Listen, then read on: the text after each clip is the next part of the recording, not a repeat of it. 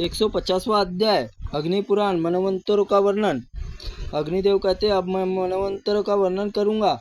सबसे प्रथम स्वयं शंभु मनु हुए, उसके अग्निद्र आदि पुत्र थे। स्वयं शंभु मनवंतर यम नामक देवता, आर्य, सप्त ऋषि तथा शतकृत इंद्र थे। दूसरे मनवंतर का नाम स्वरोचि तथा परावत और तुषित नामधारी देवता स्वरोचित, मनु, चैत्र और किम्य पुरुष आदि पुत्र थे। उस समय विपक्षीय नामक इंद्र तथा ऊर्ज, सतवंत आदि द्विज सप्तऋषि थे। तीसरे मनु का नाम उत्तम हुआ और उनके पुत्र अज आदि उनके समय सुशांति नामक इंद्र, सुदामा आदि देवताओं के वशिष्ठ पुत्र सप्तऋषि और चौथे मनु तामस आदि नाम से विख्यात हुए। उस समय रूप, स्वरूप आदि देवता, शिखरी इंद्र, ज्योतिहोर्म, ब्राह्मण सप्तऋषि थे। उनकी ख्याति 9 पुत्र हुए।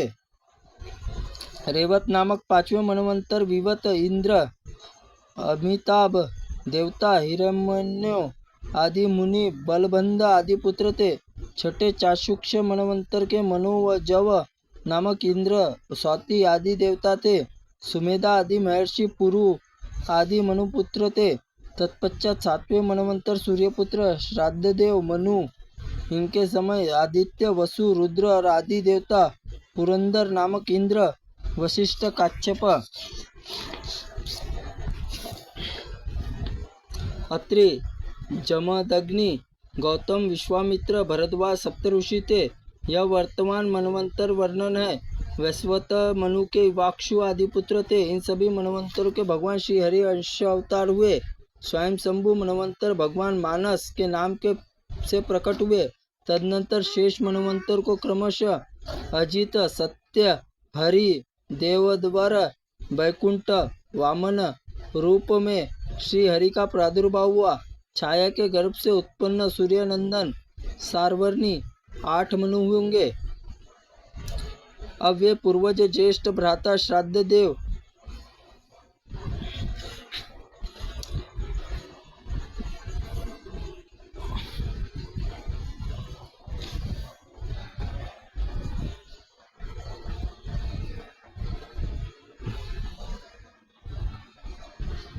अपने पूर्वज ज्येष्ठ भ्राता श्राद्ध देव समान वर्ण वाले, इसलिए सौवर्णिक नाम से विख्यात होंगे।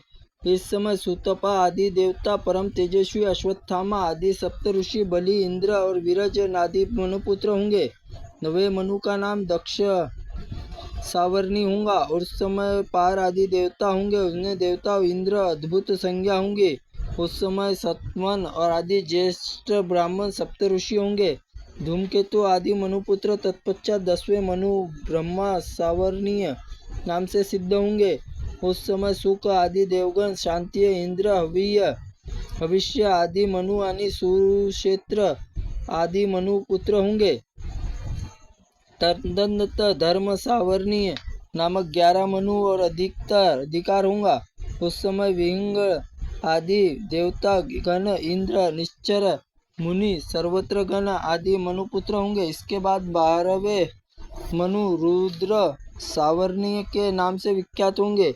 उस समय ऋतधामा नामक इंद्र, हरित और देवता होंगे। तपस्या आदि सप्तऋषि, देववान और मनुपुत्र होंगे। 13वें मनु का नाम रेवोच्च होगा। उस समय सूत्रामणि आदि देवता, दिवसपति इंद्र होंगे। दानव देवता आदि मर्दन करने वाले होंगे। रोच्च मनवंतर निर्मोह आदि सप्तऋषि तथा चित्रसेन मनु पुत्र होंगे। 14 मनु भौत्य के नाम से प्रसिद्ध होंगे। उनके समय सूचि, इंद्र, चाक्षुष आदि देवता, अग्नि, बाहु सप्त ऋषि होंगे। 14 मनु के पुत्र में उरु आदि के नाम से विख्यात होंगे। सप्त ऋषि द्विजगण भूमंडल पर वेदों के प्रचार करते। देवगण यक्षभाग भोक्ता होंगे तथा मनुपुत्र इस पृथ्वी का पालन करते हैं। ब्राह्मण अब में एक दिन में 14 मनु होते हैं। मनु, देवता, इंद्र आदि उतनी ही बार होते हैं। प्रत्येक द्वापर में अंत में व्यास पूर्व रूपधारी श्री हरि वेद का विभाग करते हैं। आदि वेद एक ही था, जिसमें 4 चरण थे। 1 लाख ऋचाएं थी। पहले एक ही वज्रवेद था। फिर उसे मुनिवर व्यास जी ने 4 भागों में विभक्त कर दिया। यजुर्वेद था, उसके अर्धयुग का काम यजुर्भाग होता है। कार्य ऋग्वेद का ऋचाओं से, उद्गाता का कर्म साम मंत्रों से, ब्रह्मा कार्य अर्थवेद से मंत्रों से निश्चित किया। व्यास के प्रथम शिष्य पैल थे। ऋग्वेद के प्रारंभगत पंडित हुए। इंद्र परमति भाष्कल्य संहिता प्रदान और भाष्कल्य से बौद्ध आदि के 4 भागों में विभक्त कर संहिता दी। व्यास जी ने शिष्य परम बुद्धिमान वैशंपायन यजुर्वेद वृक्ष की 27 शाखाएं निर्माण की। कावन्य वाजसेन आदि शाखाओं से याज्ञवल्लभ ने आदि संपादित किया। व्यास और शिष्य जैमिनी सामदेव रूपिणी वृक्ष की शाखाएं बनी। फिर समस्तु और सुकर्मा 1000 संहिता रची। सुकर्मा ने अपने गुरु से 1000 संहिताओं का ग्रहण किया। व्यास शिष्य समंतु ने अर्थवेद में 1,00,000 शाखाएं बनाई। उन्होंने पैंपल आदि में सहस्त्र शिष्यों को उसका अध्ययन कराया। भगवान व्यास जी ने कृपा से सूत ने पुराण संहिता का वर्णन किया।